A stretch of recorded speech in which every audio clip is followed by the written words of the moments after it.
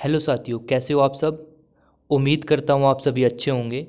दोस्तों, आज की वीडियो को पहले ही लाइक कर देना, क्योंकि मुझे पता है आप वीडियो की भावनाओं में वाकई में ही खोने वाले हो। क्योंकि मैं आपको काफ़ी इन्फॉर्मेशन देने वाला हूँ जो आप डाउट चल रहे होंगे कि पेपर क्या होगा, कैसे होगा। डेट शीट वैसे रिलीज हो चुकी है यूनिवर्सिटी की वेबसाइट पर। कुछ गाइडलाइंस भी जारी करी है यूनिवर्सिटी ने, उसके बारे में आपको पूरा बताने वाला हूँ। बस इस वीडियो को शेयर करना ज़्यादा से ज़्यादा, क्योंकि बहुत सारे बच्चे ऐसे हैं जिनको कुछ समझ में नहीं आ रहा होगा। उसको आप ये ध्यान से वीडियो दिखा देना, उसके सारे पॉइंट क्लियर हो जाएंगे। ठीक है, तो चलते हैं अपने पॉइंट क्लियर करते हैं। ठीक है, तो सबसे पहला आपका क्वेश्चन उठ रहा होगा कि डेट शीट आ गई वाकई में। हाँ जी, आपका क्वेश्चन बिल्कुल जायज़ है। वाकई में नई डेट शीट रिलीज हो चुकी है। ठीक है, अब आपका दूसरा क्वेश्चन उठा होगा कि भैया ये और बताओ कि पेपर कब से लेके कब तक चलेंगे। मैं डेट शीट नहीं दिखाने वाला, क्योंकि मुझे कुछ और भी बताना है आपको। तो आप ध्यान से सुनते रहो, हो सके तो कान में ईयरफोन लगाकर सुनते रहो। ठीक है, तो आपके जो पेपर हैं वो 8 जुलाई से 8 अगस्त तक चलने वाले हैं। 8 जुलाई से 8 अगस्त तक चलने वाले हैं। ठीक है, पहला पॉइंट क्या समझ में आया आपके। पहला पॉइंट आपको ये समझना है कि आपके पेपर 8 जुलाई से 8 अगस्त के बीच में चलने वाले हैं। हो सके तो इसको थोड़ा जूम कर लेते हैं हम। ठीक है, कब से कब तक चलने वाले हैं, 8 जुलाई से 8 अगस्त से। पहला पॉइंट समझ में आ गया। दूसरा पॉइंट ये है कि आपको किसी भी एक पेपर का पेपर देना होगा। मतलब क्या, जैसे आप बीएससी कर रहे हो, बीए कर रहे हो, बीकॉम कर रहे हो, कुछ भी आप एमए कुछ भी कर रहे हो, तो आपको कोई भी एक प्रश्न पत्र का पेपर देना पड़ेगा। कोई भी, जैसे आपके 2 पेपर होते थे पहले एक सब्जेक्ट के, 3 होते थे, तो उनमें से आपको एक देना होगा।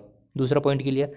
तीसरे पॉइंट में ये लिखा हुआ है, ये कुछ गाइडलाइंस ही है जो मैं आपको पढ़कर अपनी लैंग्वेज में समझाने की कोशिश कर रहा हूँ। जो परीक्षा का समय होगा वो 1.5 घंटे होगा।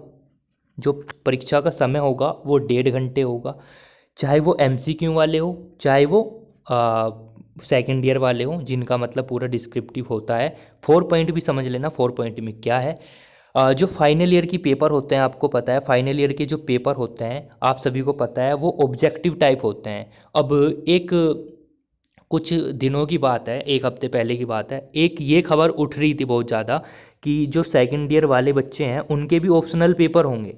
तो मैंने इस विषय में पहले भी बताया था कि ऑप्शनल ऐसा नहीं हो सकता, क्योंकि आपको पूरे साल आपने जो भी पढ़ा है पूरा डिस्क्रिप्टिव पढ़ा है, तो ऑप्शनल कैसे कर पाओगे आप। तो इसी वजह से यूनिवर्सिटी ने ये कहा है कि जो सेकंड ईयर वाले बच्चे, उनका तो वैसे ही पेपर होगा जैसे होता था। दीर्घ प्रश्न आएंगे, अति लघु प्रश्न आएंगे, ये जितने भी पेपर आते हैं उनके क्वेश्चन आते हैं वे आएंगे। ठीक है, फाइनल ईयर का ऑब्जेक्टिव होगा।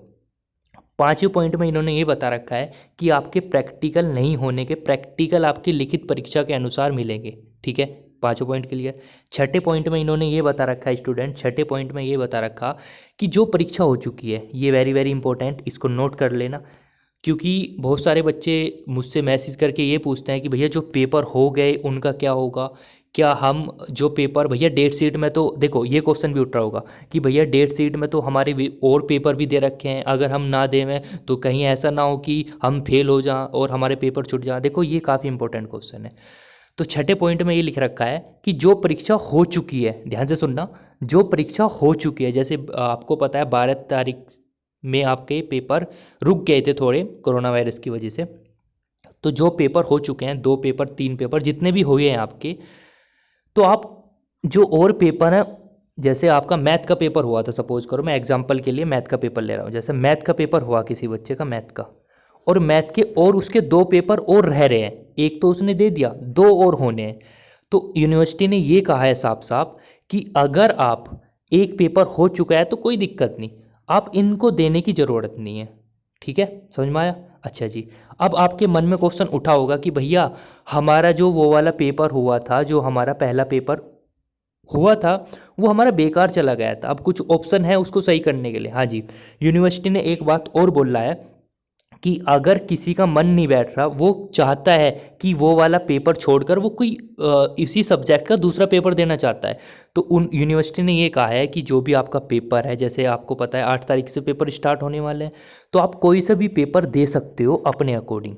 ऐटोमेटिक वे क्या काम करेंगे, जो आपका ये वाला पेपर जो अब होगा, इसके नंबर जोड़ेंगे और इसको कट कर देंगे यहाँ से। समझ में आ रही है बात, समझ पा रहे हो ना क्या बोलना चाह रहा हूँ।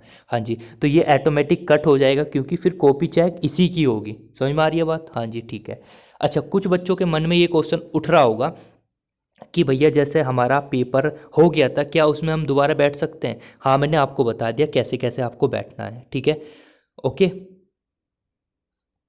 और जो आपको नंबर मिलेंगे बच्चों, वो फिर पुराने पेपर के अकॉर्डिंग नहीं मिलेंगे, जो आप नया दोगे ना उसके अकॉर्डिंग मिलेंगे। समझ में आ रही है बात? देखो यार, ये सबसे इंपॉर्टेंट क्वेश्चन था जो मैंने आपको थोड़ा डिटेल में बताया। उम्मीद करता हूँ आप इसको और ज़्यादा शेयर करोगे, और ये पूरा जेन्युइन है जो भी मैंने आपको बताया। ये वेबसाइट में एक नोटिस के माध्यम से 15-20 पॉइंट में लिखा हुआ है, जो मैंने आपको 4-5 पॉइंट के माध्यम से ही समझा दिया।